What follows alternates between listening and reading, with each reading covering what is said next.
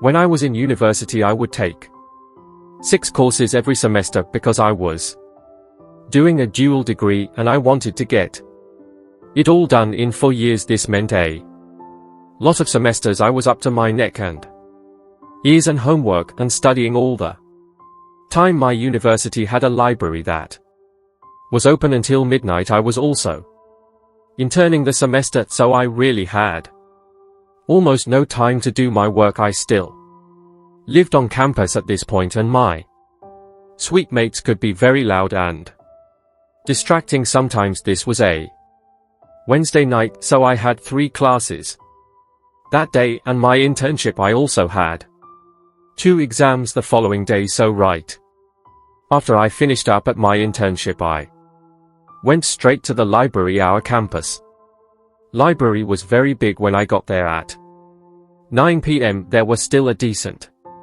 amount of people everywhere, but from 9 to 10 it quiets down a lot, and I was planning on being there until 12 o'clock, studying for my 2 exams the next day.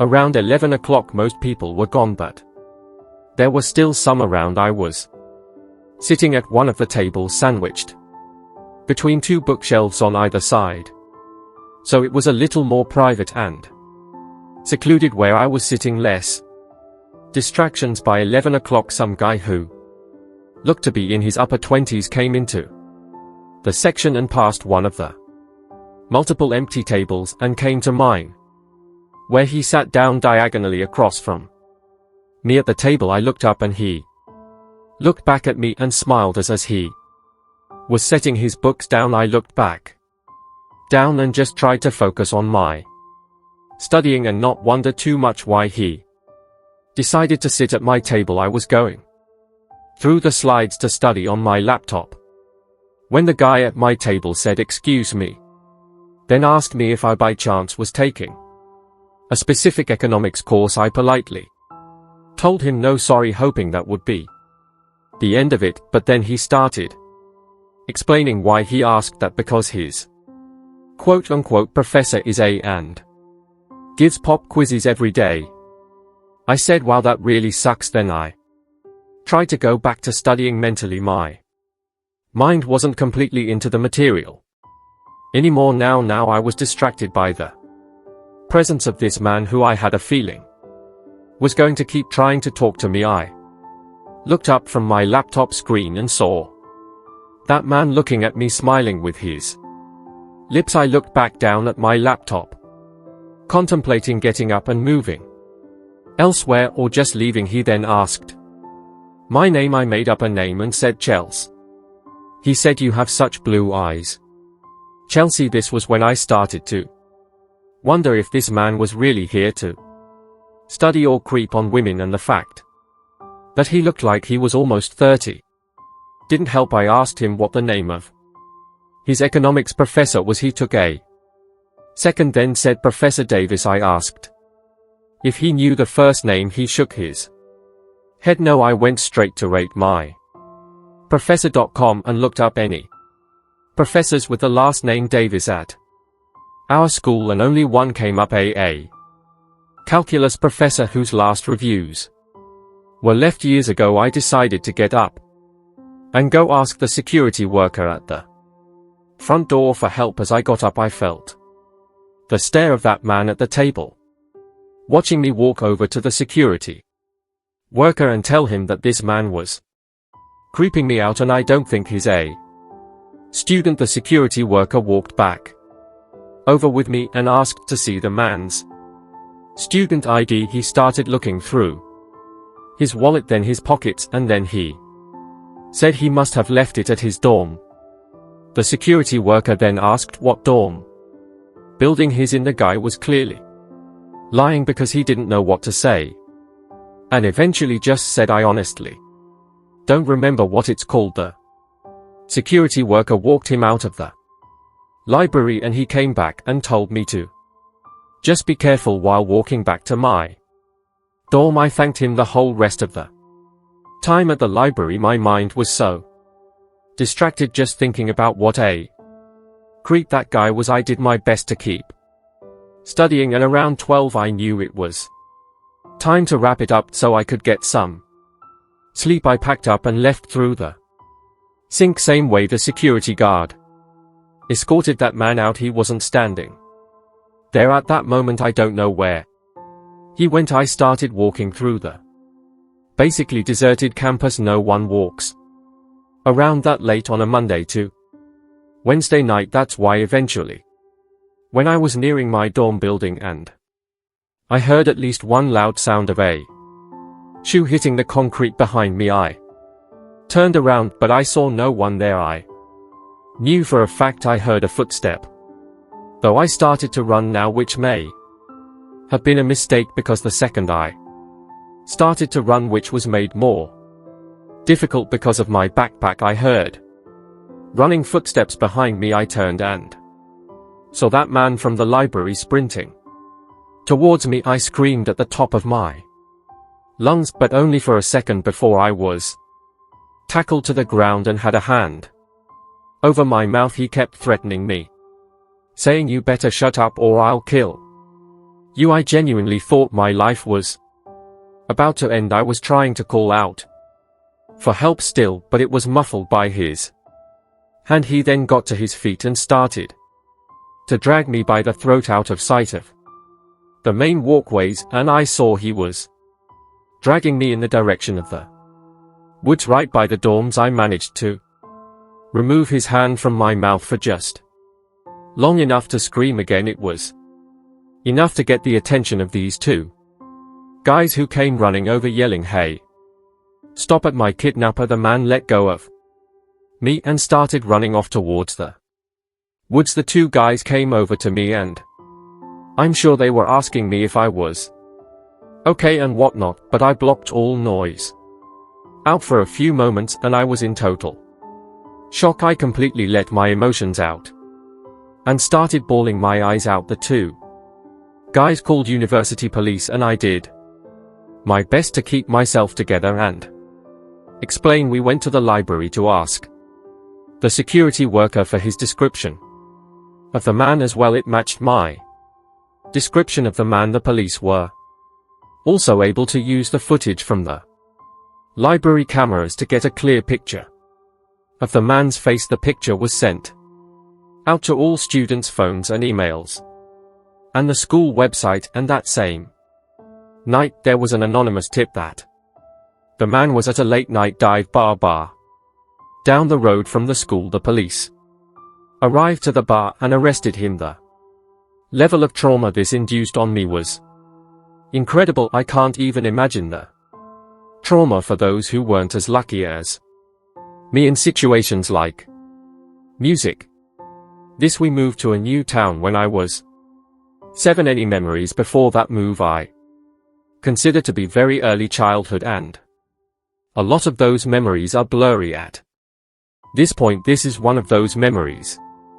This happened at some age before 7. I know that if I had to guess I was 5, maybe 6. There was the local town library that our mom would always take my brothers and I to. It was a few blocks away actually. I remember this one day. It was my mom and my little brother, who was a toddler at this point. We started the day at the mall, probably spent hours there tagging along with our mom shopping. Whenever we'd go to this mall, she'd always bring us to the McDonald's inside the mall to get us ice cream cones. I remember we got ice cream on this particular day because on the way to the library after leaving the mall, I still had some of the cone left in my hand. We arrived to the library and there was this kids' computer section that my mom would let me stay at and play computer games while she went and did whatever she'd do when I got bored of playing whatever old online computer games there were at the time. I got up and started walking through the aisles of books in the kids section of the library looking for the I Spy books. The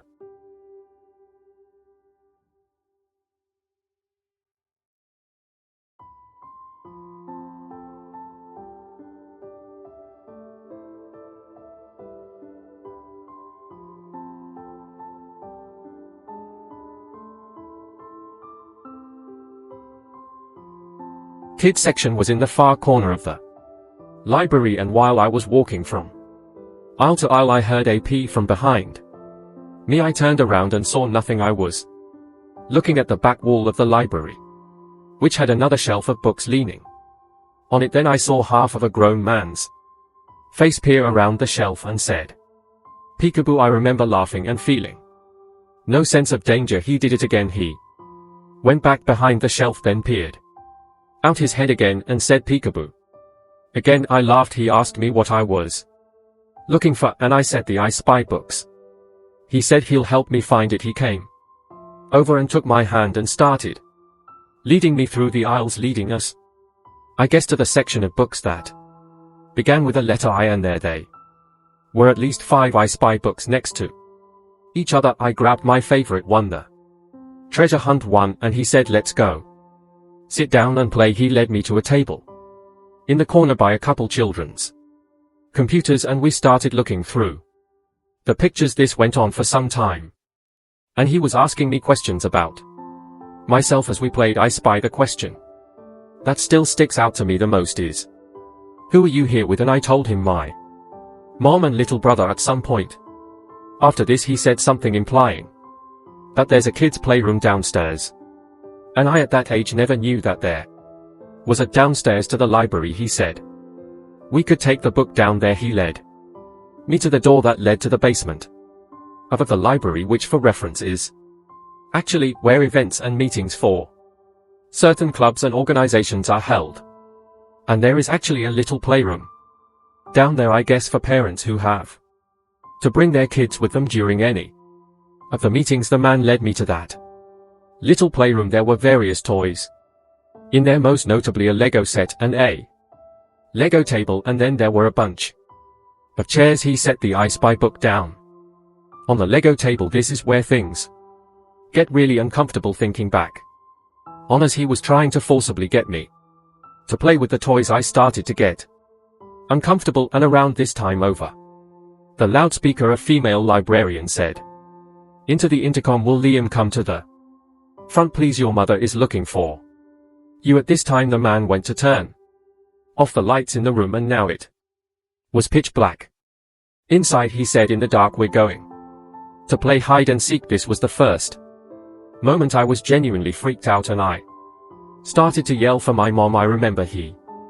kept telling me to be quiet, and his voice was getting louder as he was getting closer to me in the dark until he had his hands on me. I thankfully managed to run past him and out the door of that room, and I ran down the dark hallway back to the stairs, and as I was running up the stairs I had that same childhood feeling of running up the basement stairs after turning off the lights, only 100 times worse, because I genuinely was scared I was going to be grabbed. I made it back to the main floor of the library and ran straight to the front desk calling for my mom. She was at the front desk with a group of librarians, and I remember the relief on my mom's face when she saw me. I told her there was some man who took me downstairs, and she literally lost it. The next thing I remember from there was a bunch of police in the building searching around, but I never saw that man again. He must have exited the building through a different way. I remember speaking to some woman who was probably with the police, asking me very delicate questions I never really asked my mom about this experience that many times, because it's very uncomfortable, and I'd rather just not think of music.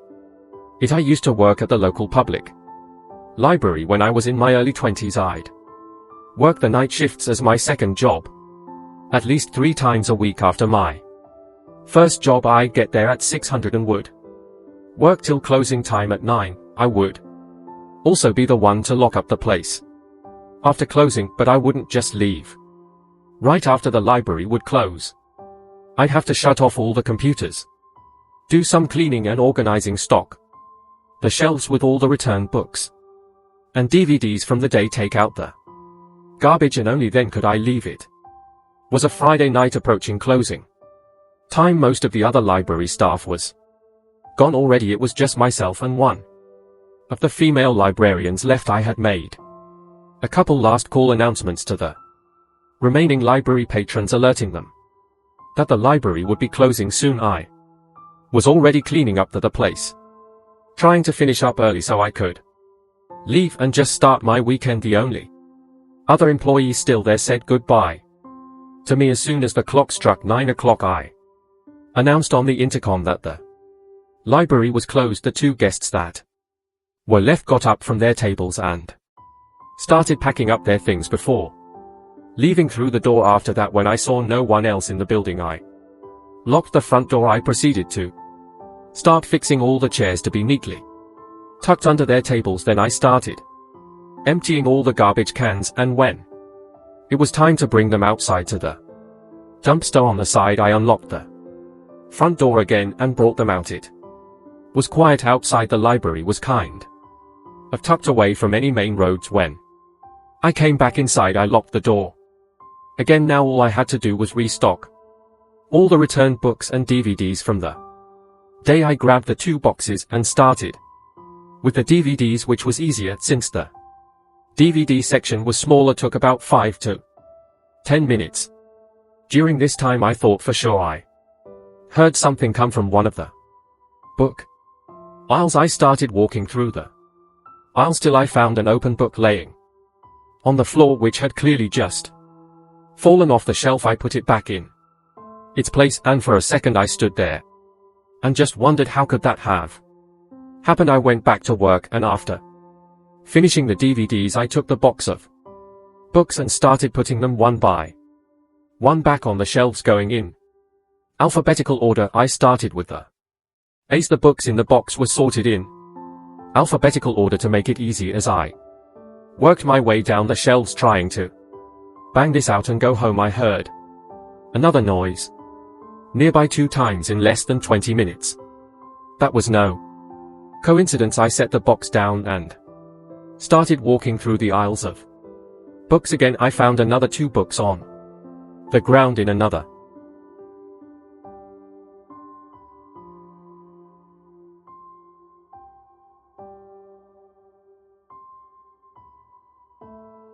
aisle. Someone was in here. I walked out to the open area with all the tables and such and yelled out, "Excuse me, the library is closed." There was silence until I heard something from across the library from the children's section. I approached the noises and it started to sound like some rabid animal making growling sounds. I also heard books being thrown onto the floor. It was coming from one aisle. As I built up the courage to peek down the aisle, I saw some woman wearing a nightgown throwing random books off the shelf, making these disgusting animal-like sounds. I didn't say anything. I turned and ran to the office where we had the phone. I didn't have a cell phone at this time. I locked the office door and closed the blinds to the window. Then I called 911. I reported that there was some sickly woman in the library and I think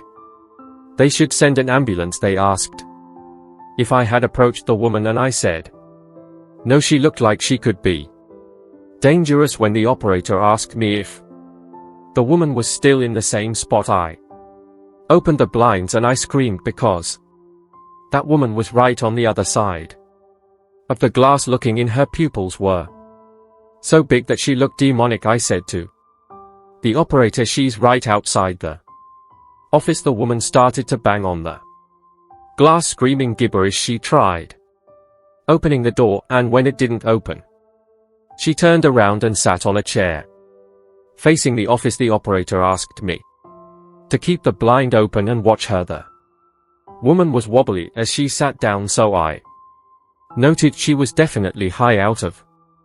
Never mind, 2 police cars in an ambulance showed up to the library. The woman was put in handcuffs because she tried fighting the police officers, but nothing she was saying made any sense. She was put in the back of an ambulance and was taken away. I never found out what the hell she was on. I don't know how she got inside. Maybe while I was taking the garbage out, or maybe she was inside before I even locked the place up. Either way, it definitely made being in The library alone after closing pretty unsettling from there on out.